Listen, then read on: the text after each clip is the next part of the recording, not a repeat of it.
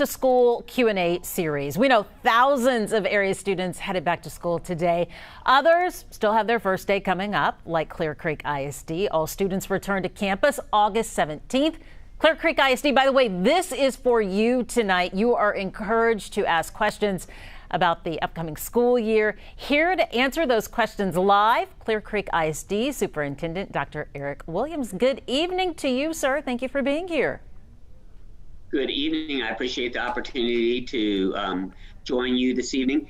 And as you mentioned, August 17th, it's showtime. We're excited about the first day of school for all students. And in fact, the day before that, on Monday, August 16th, is actually a first day for transition students. So, for example, pre-kindergarten, kindergarten, students starting intermediate school, 6th grade, and students starting high school, 9th grade. So Monday and Tuesday, it's showtime, and we're excited about that. All right, it sounds like all systems go in Clear Creek ISD.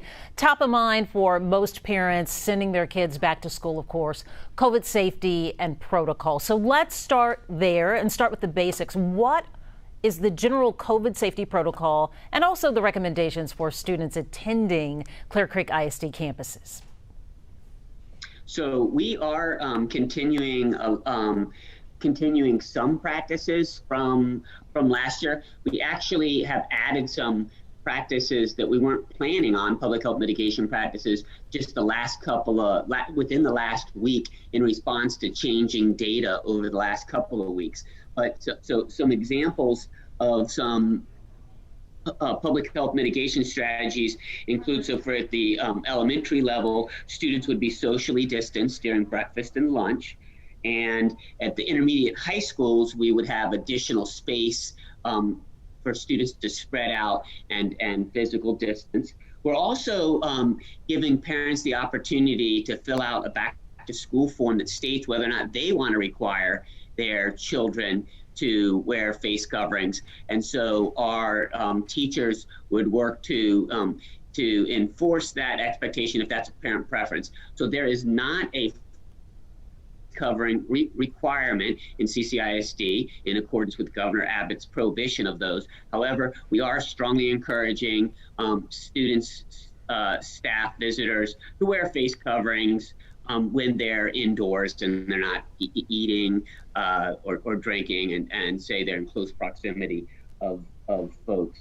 But we're also continuing, and we're planning on continuing anyway, things like having cleaning supplies, hand wipes, and hand sanitizers in every classroom, and hand sanitizing stations in common areas, refillable water bottle stations, making face coverings available to students upon request, greater attention to air quality with extended run times in terms of our HVAC units. So those are several examples. I want to comment that those safety protocols are really important. They're important both because for health reasons and just keeping kids and staff in school, because TEA has recently revised their guidance to make clear that districts must exclude students from school if they test positive. And so these mitigation measures are both about protecting public health and keeping students and staff at school, at work for teaching and learning, because we know that in-person learning is best for most students. Okay, so just in review, Clear Creek ISD will not be enforcing any type of mask mandate.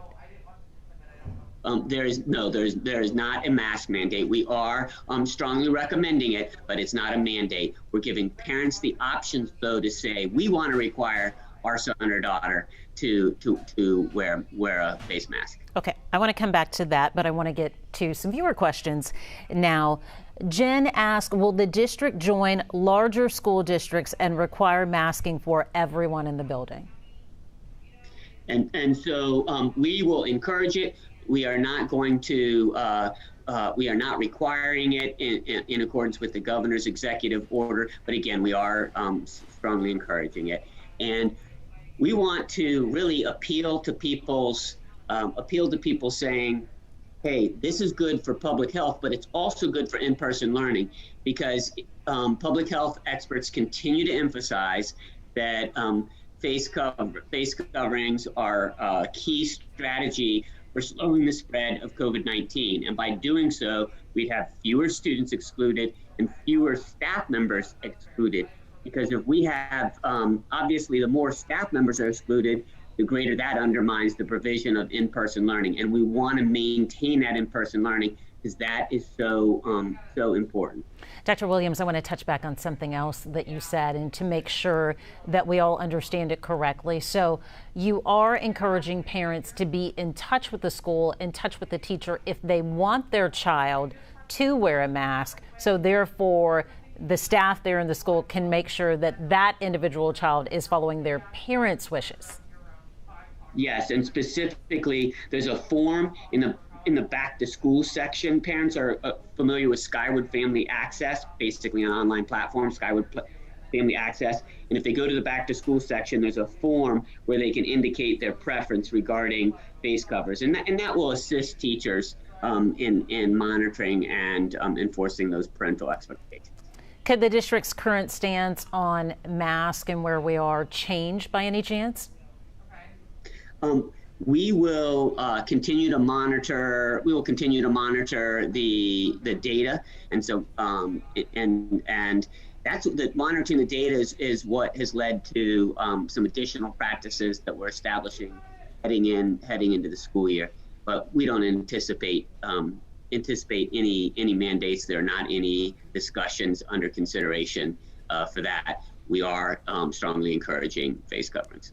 If a student or a staff member chooses to wear a mask but yet doesn't bring one to school, will the schools make them available? Yes, we will make them available to students, staff, and visitors. We're making sure that we've got a good supply not only of face coverings, but of all the additional cleaning supplies and hand sanitizers. So first of all, we're doing our own thorough cleanings, extra thorough cleanings, but then we're also making extra cleaning supplies available. So in addition to the face covering supplies, we're all set with cleaning supplies as well. What about virtual learning? Does Clear Creek ISD have a plan for virtual learning? So the short answer is no, and we're disappointed that the state is not counting participation in virtual learning programs for a full-time long-term program as a student being present and for funding purposes. We advocated last year during the legislative session that the state count attendance in a full-time virtual program. In fact, we even announced a program. We said to our parents, hey, you can enroll your student in this for next year. Know that it's contingent on state funding. And we had about 500 parents sign up in late spring, about 250 at the elementary level and about 250 at the secondary level. At the end of the day, though, we need to get back to them and say, hey, when the state legislature concluded they had not authorized districts to count participation in virtual learning for attendance purposes and funding purposes. And so we got back to them as we'd given the heads up that we would, say, hey, we're not able to do that. And we continue to advocate that the Texas state legislature support TEA shifting course on this and allowing districts to operate full-time virtual learning programs for their kids and for districts to be able to count that for attendance and receive funding for it. Dr. Williams, you are not the first superintendent that we've heard this from, that it is a matter of funding and you have to have that funding in order to facilitate this program. For those parents who say it's all about the money, what's your response to them? So our response is we are going to continue to advocate at the state level for the funding that can make this possible, because at the end of the day, it's not the dollars, it's the impact on the students. And we want to support our students by providing this opportunity. And so we're seeking the state action that would be needed to fund those efforts. I'd love for you to put into perspective that number. You said 500 students earlier, at least their parents responded that they would like the opportunity to be in a virtual classroom setting. How many students do you have in Clear Creek ISD? We have over 40,000 students, and last year, by the end of the year, 80% of our students were in-person learning, and 20%, so about 8,000 or so, were in virtual learning. And so we made an outreach to all students, but particularly targeted towards those 8,000 students, and recognizing that some of them graduated, but of those 8,000, 500 enrolled. Now recognize that the numbers in terms of transmission levels were very different at that point in time, but that was the enrollment that occurred at that point. So now with thousands of students returning, tell us, how will classrooms be situated? Will there be social distancing on the different campuses? So physical distancing is tough. We will spread out desks as much as possible, but it is not going to be spaced out. We cannot guarantee, for example, that students are going to be spaced 3 feet apart. I do want to accentuate the positive, because it is important that parents know that we take public health concerns seriously, and we're committed to some of the steps we're discussing to protect public health of students, staff members, visitors. But it's also, as I talk to employees, including teachers, and I talk to parents and students, yes, people want to know about safety measures, but people are also expressing enthusiasm in terms of getting back in the classroom. So I participated, for example, for a couple hours yesterday in a reading workshop for kindergarten teachers, and I was masked up, but participating in learning about the science of reading and the implications for instructional strategies. And the kindergarten teachers, yes, they're focused on safety, but they're also just excited to get back to teaching reading. And so that's another point I'll mention. And teaching reading is obviously just one example of many of the learning activities. So our conversation this evening is focused on public health measures, because those are questions many folks are asking. But at the end of the day, it's all about having the public health mitigation strategies necessary that will allow us to keep kids and teachers and other staff members in school, at work, teaching. Yes, obviously the public health in and of itself is valuable, but it's also about keeping them in school teaching and learning. Dr. Williams, want to get to another viewer question. Stephanie Medina asks, will y'all shut down when things get worse ASAP?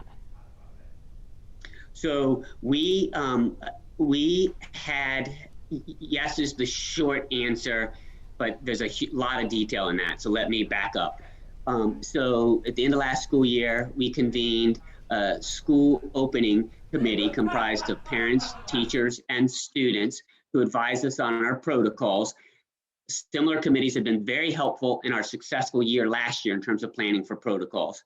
And so we envisioned operating in different stages based on the level of transmission within the community and the impact in schools in terms of attendance and transmission rates. And if necessary, we would say, for example, attendance falls below 90% of what is typical in a school, and based on transmission, we might end up shutting down particular schools. It could be particular classrooms or schools for a couple days. We hope to not have to do that. That would be based on data. Greater shutdowns on that would be based on orders from public health officials. But it's our intent to implement these public health mitigation strategies that we're discussing, so we can increase the likelihood of folks staying healthy and staying in school for teaching and learning. Okay, Jen asks, will you promise to notify and contact trace when there is a positive or close contact?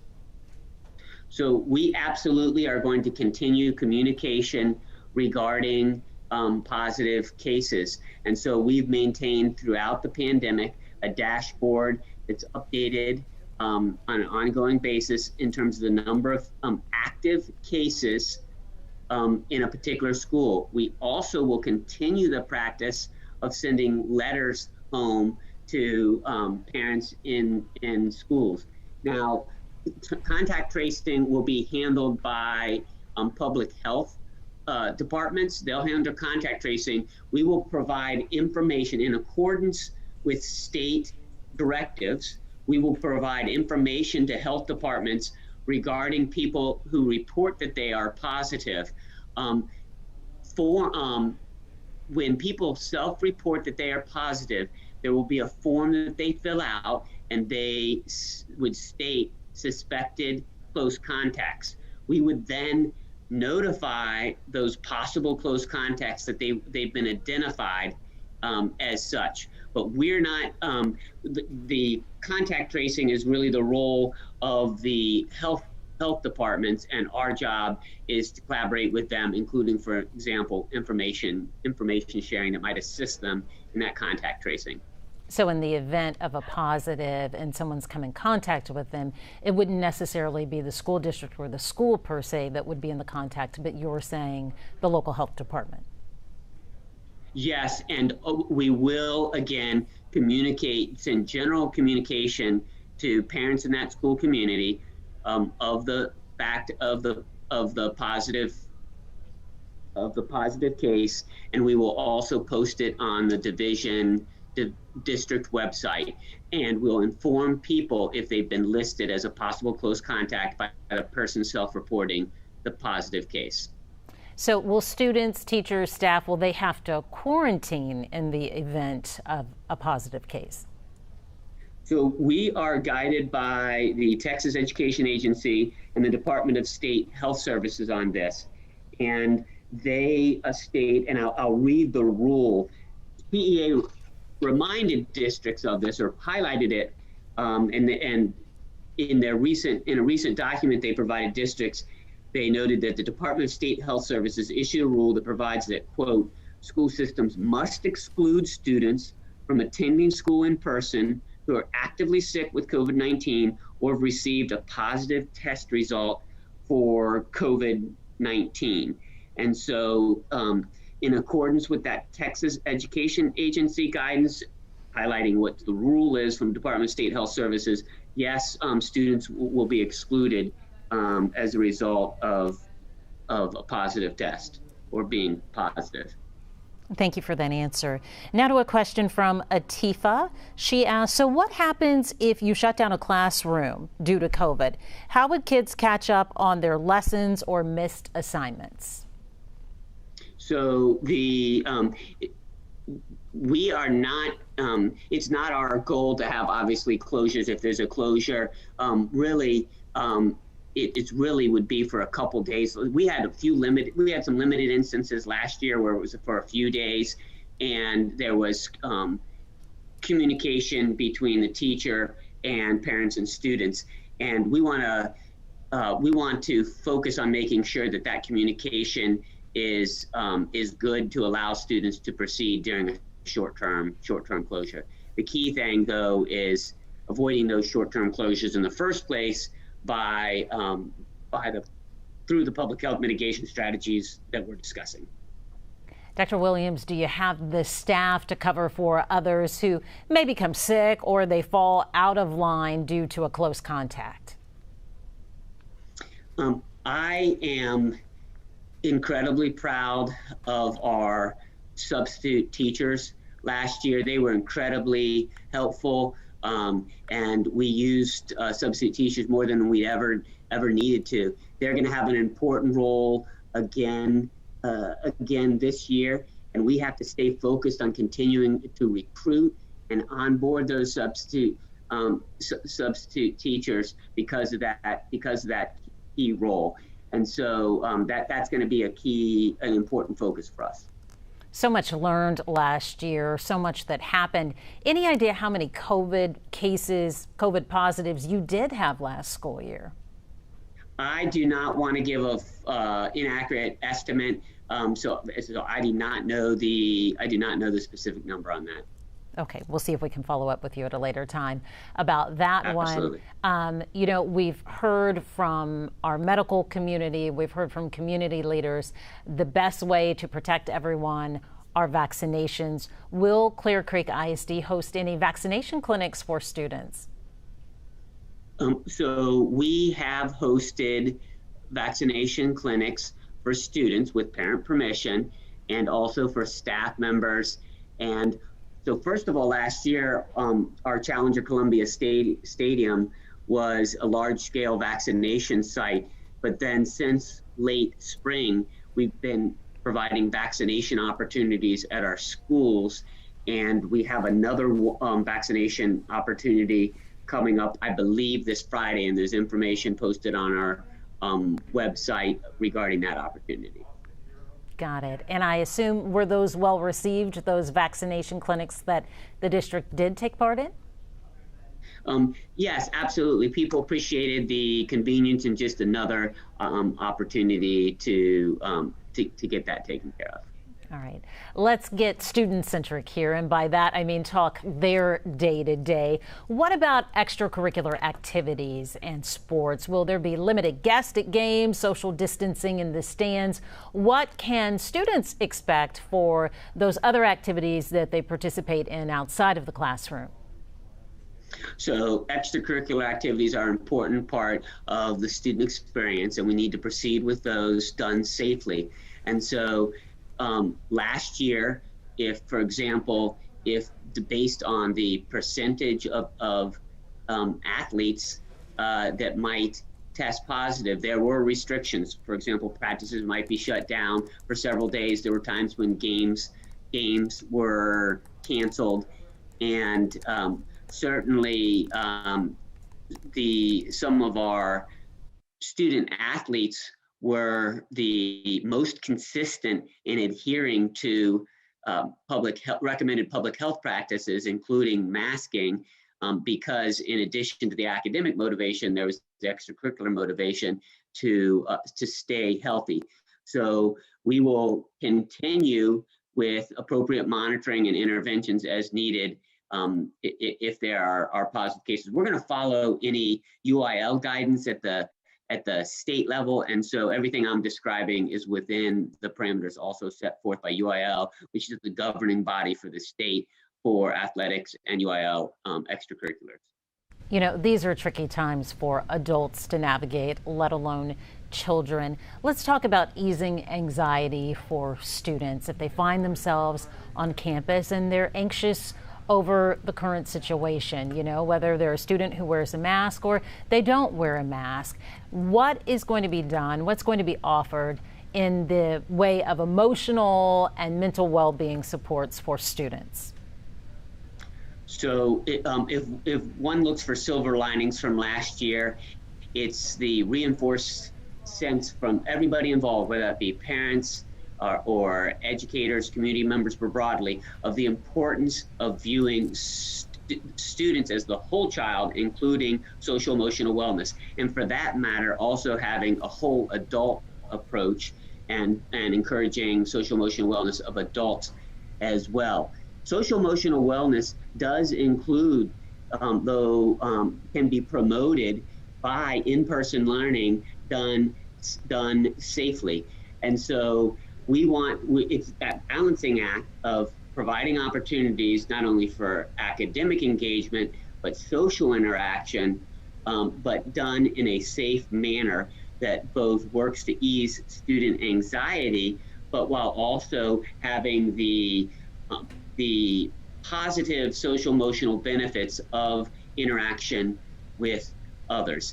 And you know, tonight we reconvened our school opening committee comprised of students, parents, and teachers to get some additional feedback on our plans for the year. And one of the students said, you know, it's really important for social emotional wellness that yes, we stay focused on these health mitigation measures, but also that we be able to just experience our year in school. Like, this is our one shot. I'm paraphrasing or extending that student's comment, but students get one shot at education. So we want part of that social emotional wellness is school life, but again, done safely.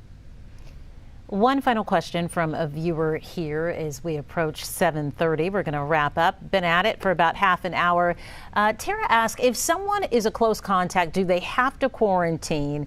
They're saying earlier, he just said they had to quarantine if they have a positive test. Please clarify. So if someone is a close contact, do they have to quarantine? And I want to to refer to my notes to make sure that I'm Please do. referencing this correctly. Please do. Take your time. Yeah, just one second. And if you're joining us right now while Dr. Williams is working to find out that exact information for one of our viewers, we are continuing our Back to School live Q&A series. We've been talking to superintendents throughout the Houston area. We know there are a lot of concerned parents out there, maybe perhaps concerned students as well. What will the start of this school year look like? The majority of the questions, of course, about COVID safety and protocol. And Tara had just asked for some clarification. If someone is a close contact, do they have to quarantine? Dr. Williams? A key issue is whether or not a student is symptomatic. Because if a student is symptomatic, they need to get an assessment from a medical professional. And then if a student is suspected of having COVID, TEA and the state health department, it has said if the student is suspected of COVID, then the student must stay home for 10 days. Now, if the student gets an alternative diagnosis from a medical professional or they have a negative lab test, then the student's no longer suspected of having COVID and they'd be allowed to return to school. So that's if a student's symptomatic.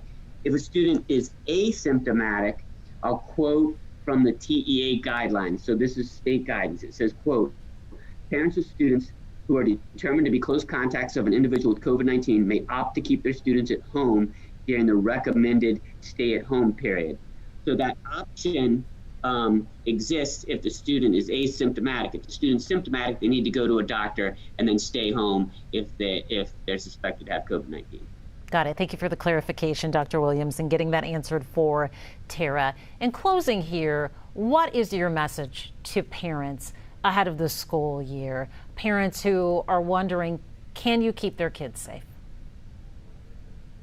So my message is we can be both enthusiastic about the start of the new school year while also being focused on health and safety. We can be enthusiastic about the in-person learning opportunities as well as the opportunities for social interaction and what that does for social emotional wellness, while also taking the public health precautions to keep our students and staff in school for teaching and learning. And finally, your message to all those students returning to campuses next week. We recommend you wear face coverings. We're looking forward to seeing you. Let's have a great school year. Time to get to work. Dr. Eric Williams with Clear Creek ISD, thank you so much for taking the time to join us and answer these important questions. So many concerns from parents, but we want to wish everyone a happy and safe start to the school year, including all of you in the Clear Creek area. Dr. Williams, thank you so much. And folks, I'll see you later tonight on KHOU 11 News at 10.